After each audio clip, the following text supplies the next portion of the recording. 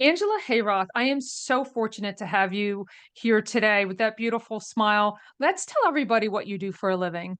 Oh, hi, Francesca. So happy to be here. I've spent over 20 years in corporate talent management, which I like to say for those who don't know is the part of HR that isn't benefits and isn't employee relations. It's kind of all of the other stuff, the things that have to do with the employee life cycle, recruiting and training and culture and succession planning and all of those kinds of things. And I've spent my time doing that. And about a decade ago or so, I realized that every company deserved access to that stuff, but didn't always have it.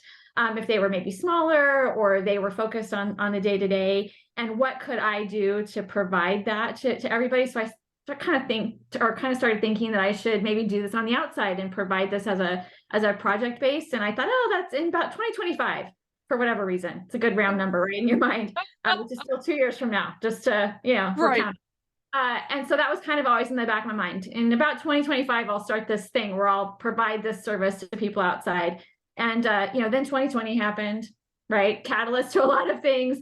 And for me, it Right. was this moment of maybe it's time to do that thing that I was going to do 5 years from now. So now I still do talent management, but I do it externally for lots of different companies. So I get to partner with many different companies and in lots of different sizes and lots of different parts of their journey to create their talent life cycle across different aspects so that their employees can be engaged. I love your story for two reasons because I think you are really approaching culture because we're kind of talking about that with layoff. These are these things that we've brought up in the green room. And then also that you went off and did your own thing. There are a lot of people who have done that, like you said, since March of 20. But I love the way you describe culture. And it brought up a story as to how we started our meeting today. You said something about it's from one human to another, just from being human. I'm not saying it right. So correct me and let's go from there. Yeah, people have all these big fancy definitions for culture, and they're all correct. They're all different ways to think about what is organizational culture. But really, what I think it boils down to is kind of who we are as humans and how we interact human to human. And for like to reveal a little secret to people as they're listening in, I joined this meeting a little bit later than we had planned for some various reasons. And the second I joined in, I literally was about to say, I'm so sorry, Francesca. And you didn't even let me get those words out before saying, don't say sorry. What you were doing was important. I was meeting with my son's teacher. And that right there is an encapsulation of culture because it was this human to human interaction. If we were going to create an organization, I was going to define our culture, it'd probably be about being collegial with each other and being respectful of each other's time. And how we would then show that would be by saying, we're not sorry for missing a meeting. That Right. would be an example of how we just interact with each other in this human to human way. Mm, Because again, culture can take on all these big, huge things that you can't put your hands around, and then people get all right. confused about what it is. So Right. if we just think about it that way, it becomes a lot simpler. Yeah, I love that. So, and the other thing I'd love to hit on that you're really very well versed in is how there's all of these layoffs because they're paying attention to budget. And then you reminded me, well, culture is still important. Tell me Mhm. why. Tell me more Yeah. about that. Well, I think the ultimate goal of any company, whether most are starting to realize it, some are still growing in their maturity to realize it. But the ultimate goal of any company is to create an environment in which their people can be engaged because engagement is what creates performance and what creates profitability. Purely. If people aren't engaged in their work, if they don't care about what they're doing, they're not going to do a good job for the company. And Right. to create engagement, you have to have a good culture. And to have a good culture, you have to be intentional about what it looks like and how you put it across all of these points of life cycle. So even while we're in this kind of economic, whatever we want to call it, downturn where we have to manage our costs and be very, very cautious about what we're spending, culture still matters. And I think it becomes a misnomer that culture costs money. It doesn't have to. I mean, again, being friendly to me didn't cost you anything. Right. But people have this in the back of their mind that culture and engagement and talent and all this stuff costs all this money. And so we can't do it in these environments of of downturn, when in fact you should do it even more, because this is when you're creating the loyalty and the engagement that then turns around and pays you back later. Yeah, I agree so much because especially in the downturn, the Mhm. employees who still have their jobs might feel that their jobs are threatened. So Right, yes, that's really important for us to pay attention to the culture and say, "Hey, your job is safe," and then just be honest and upfront with them and let them know as much in advance as possible about how the company's doing, right? right. Sometimes we might not be able to avoid it, but here's a communication channel and Mhm. we respect your feelings because yeah, you're afraid now because we've had these layoffs. So how can we tend to that group of employees, right? Yeah, if I go back to that idea that culture is who we are, I had a wise mentor many years ago. I was thinking about changing career paths and trying to play with all these, do I want to be this or do I want to be this? And they were all, job titles. And she said, stop it, Angela. You can't figure out what you are until you figure out who you are. And I Mm, apply that to organizations too, because all these organizations, the what in this case might be the spending and the budgets, but who they are, culture, that's who we are at our core, and that's who an organization is at their core too. And when you're in a time of kind of your hardest time, even as an individual or an organization, you revert to who you are. That's always what you revert to. And so a right. company in its hardest, most challenging time should revert back to that. Who are we culturally? Do we need to redefine that? Maybe we take this opportunity to redefine who we are, but it doesn't mean it goes out the window or gets put on a shelf because that's only Right. something we do in good times. It actually should be something we spend now more time really solidifying who are we at our core so that we know how we want to respond to all of these challenging moments. Right. And Angela, just, a question out of the blue. It doesn't matter what size a company is, right? No, It no, doesn't. no.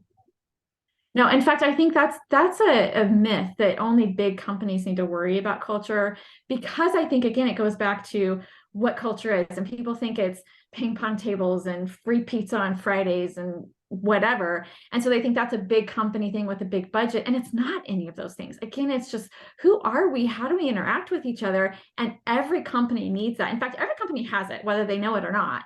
It's Yeah. created because we're humans and we create cultures for ourselves. That's what we do, right? Like Right. animals don't necessarily do that, especially my son's favorite animal is the jaguar. And I remember this book that we read when he was littler, and it had the big huge font in it and had one Right. page that said jaguars live alone. And I remember thinking, well, we don't. Right? Like Right. that's so sad. Right. Even the most introverted humans rely on other humans. Like that's just we want our people, right? We want our people around us. And that's what Yep. culture is. Who is our people? And so whether you have a big company or a small company, you have that, you have your people. It's just your kind of, do you want to create it intentionally, or do you want to let it be created on its own? It's going to be there. Mm. It's just, do you want to be intentional about it or not? I love that summary.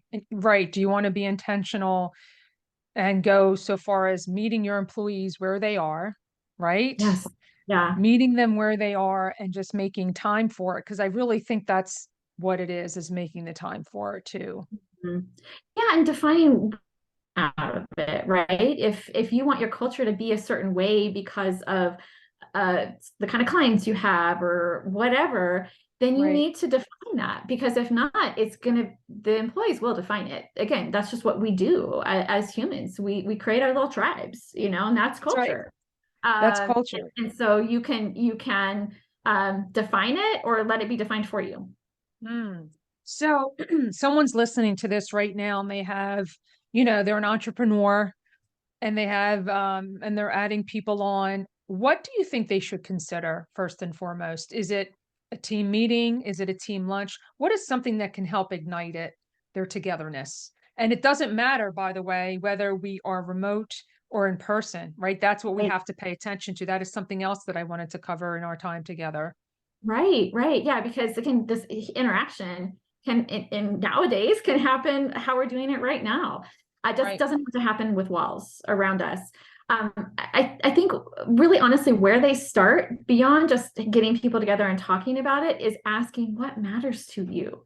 And so Mm, often we forget that of asking the other person, whoever that is, and how they would define things, and how do you like to be engaged? And I had a CEO once where we were doing that. I was doing a kind of a culture and values assessment, and he said, "What if they tell you they want latte machines?" And he said it just like that. And I said, "Well, what if they do? right, What's the worst that could happen?" right. Now, they didn't. They told me they wanted to be trusted and to have challenging projects. And those were the things people tend to tell you. But he was so afraid, that's the right word, that they were going to say they want free latte machines, that he almost didn't okay the idea of going out and just asking them. Wow. So I will tell you, when I went back to him and gave him the synthesis of the results, that's how I started. Yes, they want latte machines. We want latte machines. So Oops, April 1st. yeah, I'm just kidding. So I think That's, start there. Start by asking people what matters to you. Why did you yeah, come here? What are you right. looking to get out of this? What engages you? And you might be surprised by what you hear. I love that because, and I think a lot of people think that they're driven by money and it's not always the dollars, right? It's Mhm. maybe it's flexibility, like you said, it's not the latte machines, it's whatever, just clean water. Like who knows, Right, right? right, right. It's feeling like they belong somewhere. Again, it's about this. I want to find my people. Leaving is not easy. People don't like to leave jobs. I hate this No, misnomer that people like to job hop. I mean, right? Like leaving a right. job is saying goodbye to people and moving your 401k and Yeah, changing your benefits and getting to know new people. It's not fun. It's not a fun process. right. People don't tend to enjoy it. They do it because they felt driven to it from something. And almost always, you can give all of these reasons, but almost always it's I didn't feel like I belonged. And that's culture Mm, again.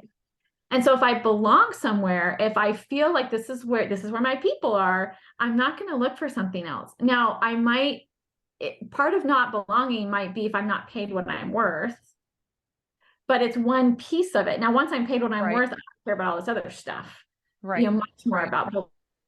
finding ways to help people belong. And we all belong in different ways. So I do think it's uncovering what makes the people at your organization feel like they belong. I love that. It is so important. And I love how you shared that's the number one thing is feeling that we belong. And I think that goes so far and wide outside of the organization, um, regardless of size, right? Regardless of virtual versus in person.